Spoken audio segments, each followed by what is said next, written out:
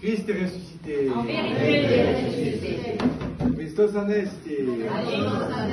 Христос воскресе. Воистину воскрес. Христос аенвят. Христе арсга. Al-Masih Kam. Chers frères et sœurs en Christ, cette période qui va de Pâques à la Pentecôte est la période festive où nous nous réjouissons de la victoire du Seigneur sur la mort et nous nous réjouissons du don que Dieu a fait aux hommes, à savoir de partager cette victoire.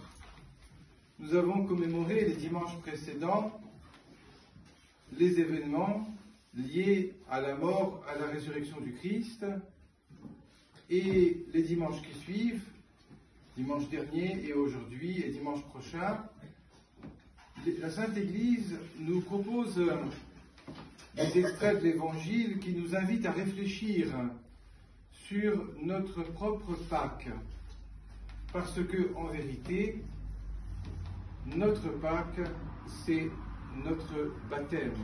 C'est dans le baptême que nous participons à la mort, à la résurrection du Christ.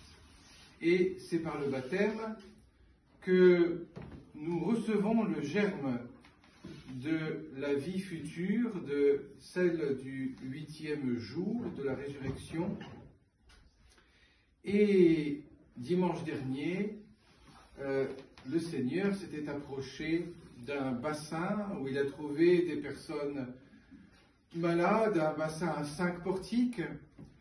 Pourquoi 5 portiques? Eh bien parce que le péché touche toute notre vie, les 5 sens se sont touchés, rendus malades par le péché, et le Seigneur, le Sauveur, est venu restaurer sa créature que nous sommes.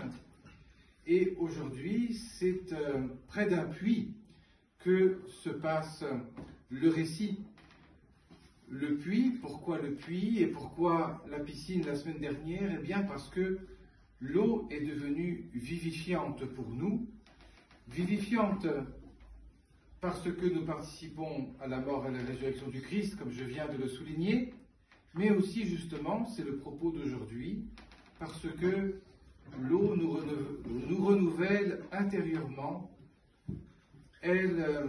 Cette eau du baptême nous accorde un don à l'intérieur de nous-mêmes. C'est l'objet de la discussion entre le Seigneur et cette femme. Alors, au début, elle ne comprend pas à qui elle a affaire, mais ensuite elle comprend que l'homme avec lequel elle parle n'est pas simplement un homme passé par hasard ici. Cet homme-là est... au début, elle s'est dit, c'est un prophète, et ensuite elle a compris que c'est le Christ. C'est le Christ tant attendu. Et que dit-il? Le Christ dit, je suis venu pour permettre aux hommes de devenir adorateurs du Père en esprit et en vérité. Voilà le sens profond du baptême. Voilà la vie intérieure que la Sainte Église nous offre par ses mystères, par le baptême et par les autres mystères de l'Église. Cette vie intérieure, eh bien, c'est un mariage intime de notre âme avec le Seigneur. Et voyez-vous, cette femme qui s'approche, il y a un problème de mariage chez elle. Et elle a eu 5 mariages.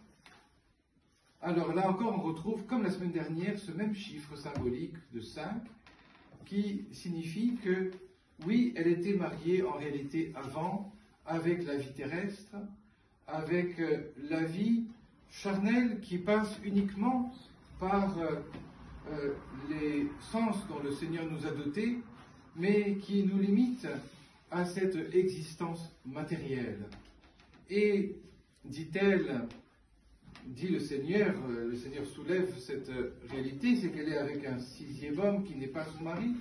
Et le Chrysostome du XXe siècle, Saint Nicolas de Gitcha, nous dit que ce sixième mari, c'est comme en fait le parallèle avec, n'est-ce pas, les cinq sens, et le sixième, c'est la raison humaine.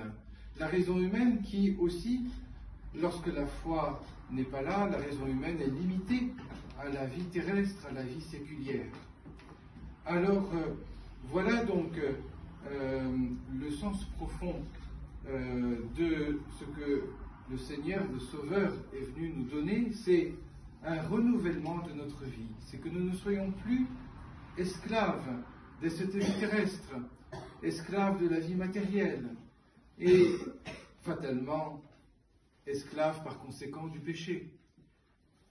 Le Seigneur est venu nous apporter une nouvelle réalité. Il est venu faire jaillir une source dans notre cœur, dans notre esprit à chacun. Une source qui nous fait sentir